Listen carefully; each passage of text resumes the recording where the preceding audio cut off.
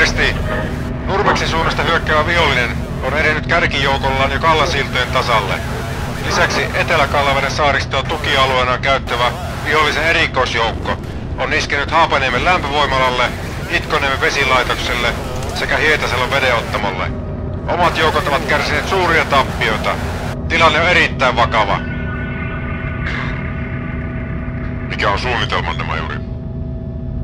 Eversti! Olemme parhaillaan muodostamassa iskuosastoa Resulin taistelijoista.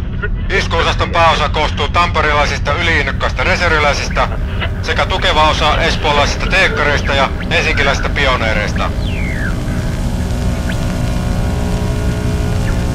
Mitä? Voitteko toistaa? Vihollisen erikoisjoukot ovat iskeneet Kuopion kauppahalliin, muikkuravintola Sampola sekä Partasen kalakukkoleipomoon.